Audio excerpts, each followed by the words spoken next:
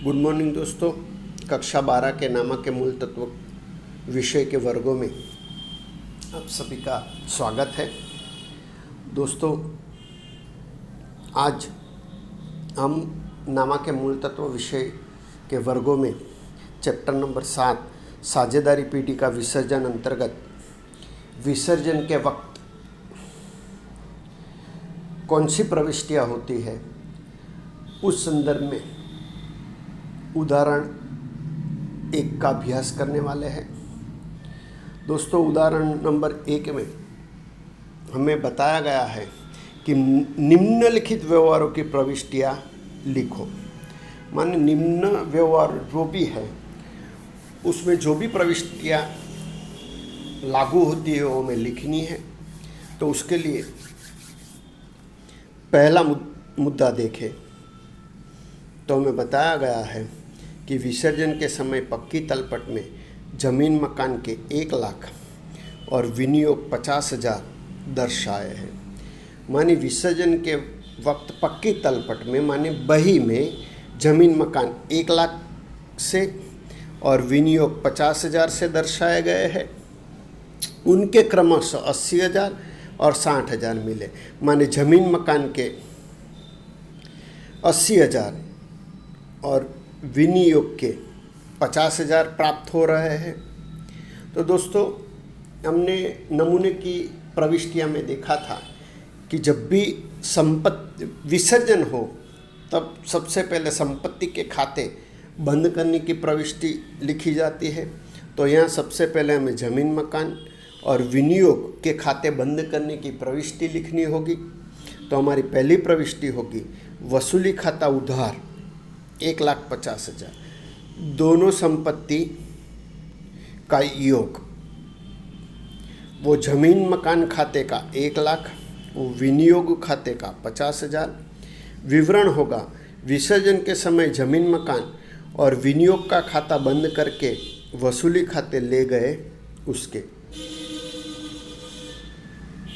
माने जमीन मकान और विनियोग का खाता बंद करके वसूली खाते लिख दिया गया, या संपादन खाता भी आप लिख सकते हो दोस्तों वसूली की जगह।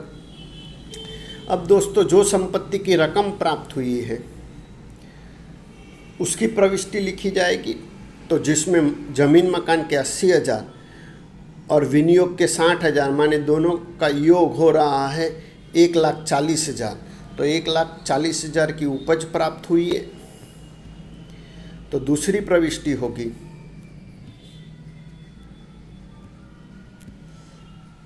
दोस्तों रोकड़ ऑब्लिक बैंक खाता उधार 1,40,000 और वसूली खाते का 1,40,000। विवरण लिखा जाएगा विसर्जन के समय जमीन मकान और विनियोग के मिले उसके। या ऐसा भी लिखा जा सकता है दोस्तों, विसर्जन के समय जमीन मकान के 80,000 और विनियोग के 60,000 प्राप्त हुए।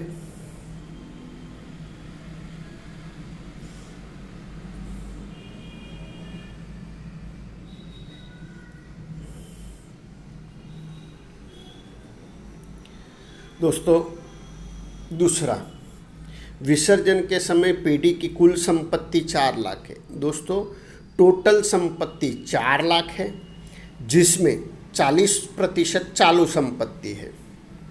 माने 4 लाख का 40% चालू संपत्ति है, जिसमें माने चालू संपत्ति में रोकड़ 20,000 का समावेश होता है। माने चालू संपत्ति जो 40% है उसमें 20,000 की रोकड़ समाविष्ट है।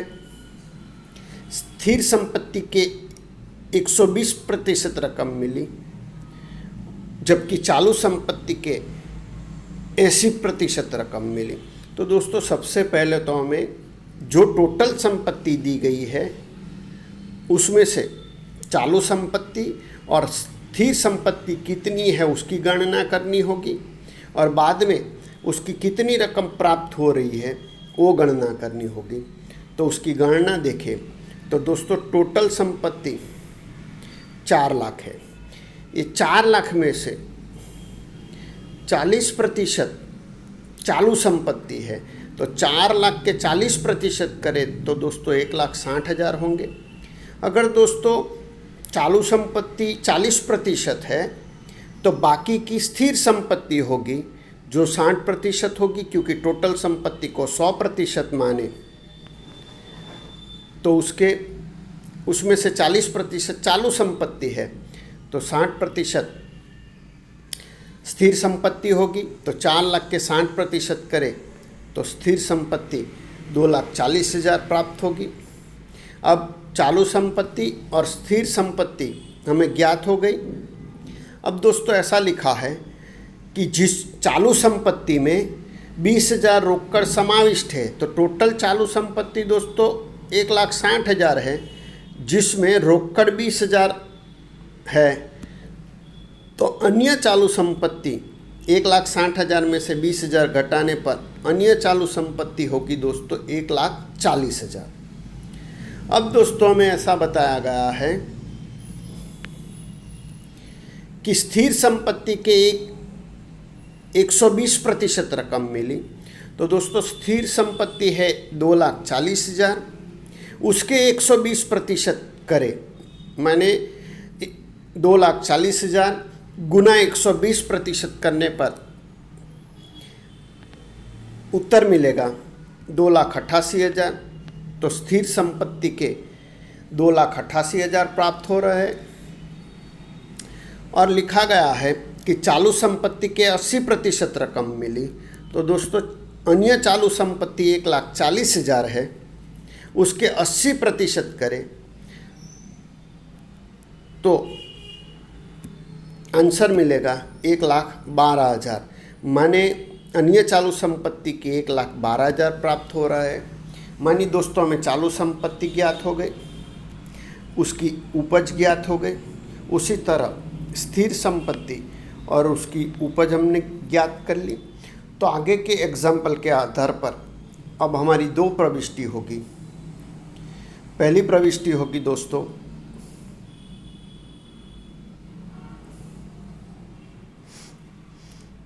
संपत्ति खाता बंद करने की। तो उसमें स्थिर संपत्ति दोस्तों 2,40,000 है और चालू संपत्ति 1,60,000 है, माने दोनों मिला के योग होगा 3,80,000। तो वसूली खाता उधार 1,80,000 नहीं 3,80,000 दोस्तों, वसूली खाता उधार 3,80,000, और स्थिर संपत्ति खाते का 2,40,000, वो चालू संपत्ति खाते का 1,40,000। विवरण लिखा जाएगा दोस्तों संपत्ति के खाते बंद करके वसूली खाते ले गए उसके। अब दोस्तों हमें जो स्थिर संपत्ति के 2,88,000 और चालू संपत्ति के 1,12,000 प्राप्त हो रहे हैं, उसकी प्रविष्टि होगी, माने दोनों के मिलाकर योग किया जाए तो टोटल 4 लाख प्राप्त हो रहे हैं। तो संपत्ति प्राप्त की उपज प्राप्ति की प्रविष्टि होगी रोकड़ या बैंक खाता उधार 4 लाख, वसूली खाते का 4 लाख। विवरण लिखा जाएगा स्थिर संपत्ति के 2,88,000 और चालू संपत्ति के 1,12,000 मिले।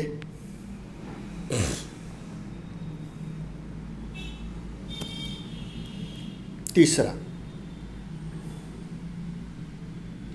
उदाहरण नंबर 1 में तीसरा, विसर्जन के समय यंत्र की बही कीमत 70,000 है, साझेदार 78,000 में ले जाता है। दोस्तों यंत्र की बही कीमत माने पक्की तलपट में दर्शाई गई कीमत 70,000 है, जबकि वो साझेदार 78,000 में ले जा रहा है। तो दोस्तों इस स्थिति में हमने आगे देखा था कि पहले संपत्ति का खाता बंद करने की प्रविष्टि लिखनी होगी, वसूली खाता उधार और संपत्ति खाते का, और बाद में जब साझेदार संपत्ति ले जाए तब हमने नमूने की प्रविष्टि देखी थी कि साझेदार का पूंजी खाता उधार और वसूली खाते का। तो यहाँ हमारी प्रविष्टि निम्नानुसार होगी दोस्तों।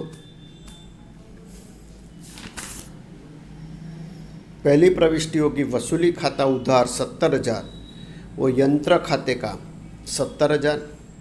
विवरण लिखा जाएगा विसर्जन के समय यंत्र खाता बंद करके वसूली खाते ले गए।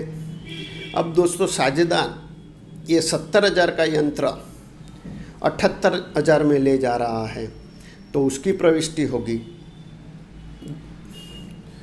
साझेदार का पूंजी खाता उधार 78,000, वो वसूली खाते का 78,000। विवरण लिखा जाएगा दोस्तों, विसर्जन के समय 78,000 में साझेदार यंत्र ले गया उसके। मानी जब भी साझेदार संपत्ति ले जाए दोस्तों, तो प्रविष्टि होगी साझेदार का पूंजी खाता उधार, वो वसूली खाते का।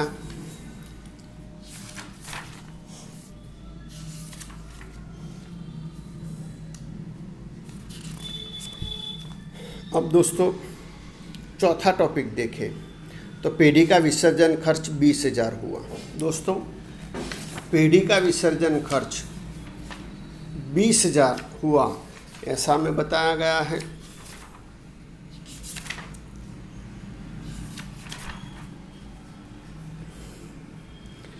तो दोस्तों विसर्जन खर्च तो सीधा चुका देना होगा, तो विसर्जन खर्च चुकाने की प्रविष्टि होगी दोस्तों वसूली खाता उधार 20,000 और रोकड़ ऑब्लिक बैंक खाते का 20,000।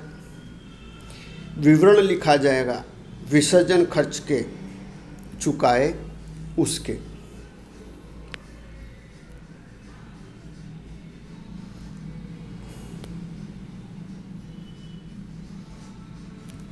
दोस्तों पांचवा,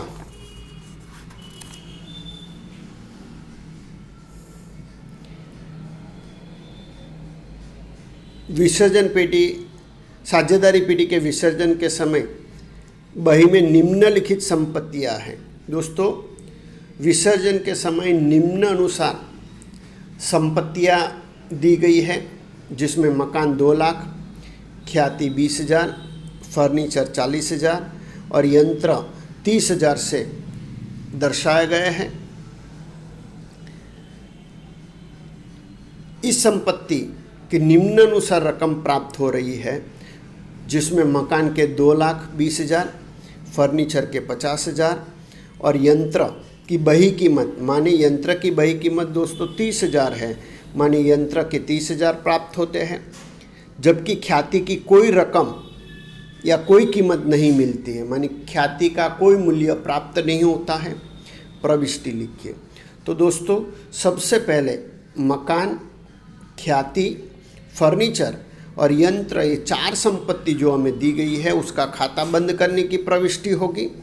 दोस्तों ये चारों संपत्ति का योग करें तो 2,90,000 हो रहा है, इसलिए हमारी प्रविष्टि होगी वसूली खाता उधार 2,90,000, वो मकान खाते का 2 लाख, वो फर्नीचर खाते का 40,000, वो ख्याति खाते का 20,000, वो यंत्र खाते का 30,000। विवरण लिखा जाएगा पेढ़ी के विसर्जन के समय संपत्ति वसूली खाते ले गए उसके। अब दोस्तों संपत्ति खाता बंद करके वसूली खाते ले गए। अब उसकी उपज जो प्राप्त हुई है उसकी प्रविष्टि होगी।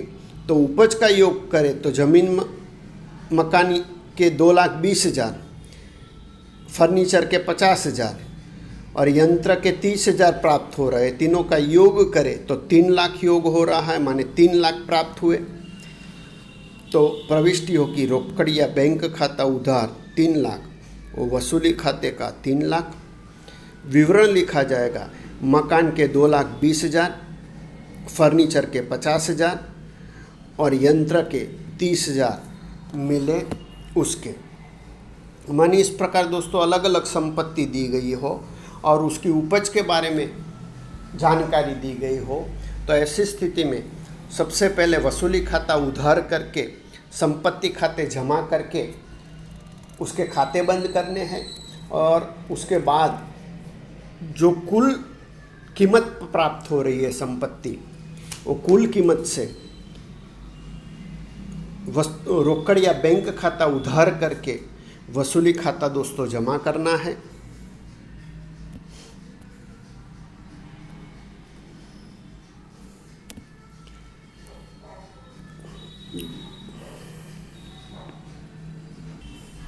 अब दोस्तों टॉपिक नंबर 6 देखें तो भूतकाल में अपलिखित डूबत ऋण 12,000 में से 10,000 वापस मिले।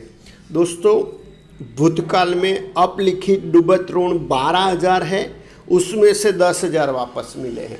दोस्तों अपलिखित किया डूबत ऋण कितना है वो हमें नहीं देखना है, हमें केवल उसकी वापसी कितनी हुई है वो बात ही ध्यान में रखनी है। तो यहाँ दोस्तों हमें डूबत ऋण के 10,000 वापस मिले हैं, तो ये 10,000 से ही प्रविष्टि होगी रोकड़ ऑब्लिक बैंक खाता उधार 10,000, वो वसूली खाते का 10,000। विवरण लिखा जाएगा डूबत ऋण के वापस मिले उसके।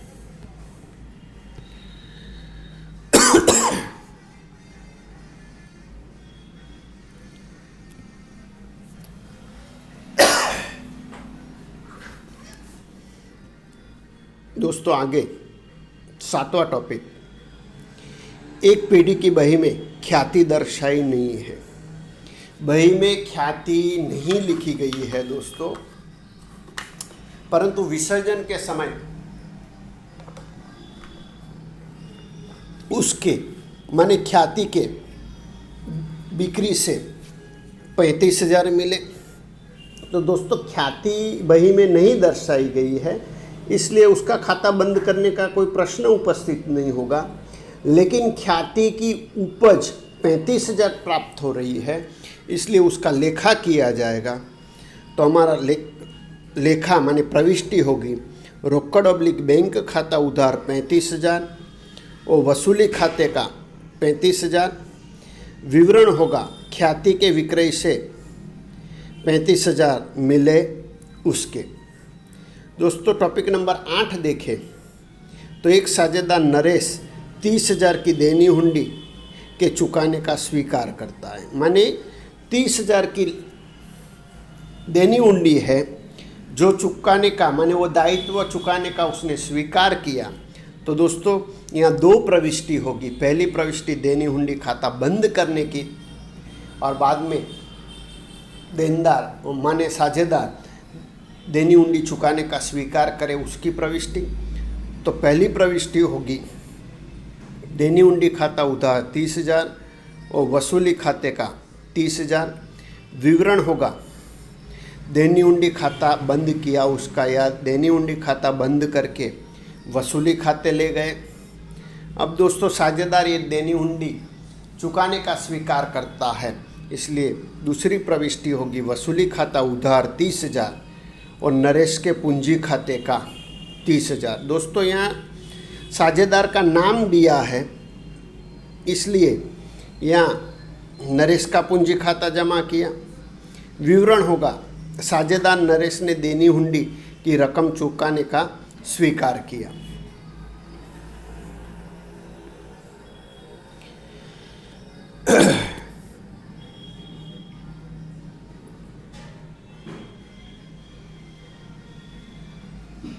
अब दोस्तों टॉपिक नंबर 9 देखें तो पीढ़ी के विसर्जन के समय देनदार 80,000 और लेनदार 40,000 है। मानी विसर्जन के वक्त बही में देनदार 80,000 से और लेनदार 40,000 से दर्शाए गए हैं। साझेदार प्रतीक माने प्रतीक नामक साझेदार 20% कम कीमत से देनदार लेकर लेनदार को चुकाता है। माने 20% कम कीमत से साझेदार प्रतीक ने देनदार स्वीकारे और लेनदार चुकाए। माने लेनदार चुकाने का 20% कम कीमत से देनदार का स्वीकार करके लेनदार चुकाने की जिम्मेदारी स्वीकारी। तो दोस्तों इस स्थिति में सबसे पहले हमें देनदार और लेनदार के खाते बंद करने की प्रविष्टि लिखनी होगी। तो हमारी पहली प्रविष्टि होगी देनदार बंद करने की, वसूली खाता उधार 80,000 और देनदार खाते का 80,000। विवरण लिखा जाएगा देनदार खाता वसूली खाते ले गए उसके। अब लेनदार खाता बंद करने की प्रविष्टि होगी दोस्तों लेनदार खाता उधार 40,000, वो वसूली खाते का 40,000। विवरण लिखा जाएगा, लेनदार खाता वसूली खाते ले गए उसके। दोस्तों अब दोस्तों साझेदार प्रतीक ने 20% कम कीमत से माने देनदार स्वीकारे, तो देनदार दोस्तों 80,000 है, उसकी 20% कम रकम माने 16,000 कम कीमत से माने 64,000 में देनदार स्वीकारे तो उसकी प्रविष्टि होगी प्रतीक का पूंजी या चालू खाता उधार 64,000, वसूली खाते का 64,000। विवरण लिखा जाएगा, साझेदार प्रतीक 20% कम कीमत पर देनदार ले गया उसके। अब दोस्तों लेनदार चुकाने का स्वीकार किया है तो उसकी प्रविष्टि होगी वसूली खाता उधार 40,000, वो प्रतीक के चालू या पूंजी खाते का 40,000। विवरण होगा, साझेदार प्रतीक लेनदार को रकम चुकाता है उसके। दोस्तों यहाँ लेनदार को कितनी रकम चुकाता है ऐसा नहीं लिखा गया है, इसलिए उसकी बही कीमत से ही उसने लेनदार चुकाया है ऐसा मानना होगा। दोस्तों आज हमने विसर्जन के वक्त अलग अलग जो भी प्रविष्टि होती है उस संदर्भ में 9 मुद्दों का अभ्यास किया है। अब दोस्तों नए मुद्दों के साथ, नए वीडियो के साथ फिर मिलेंगे।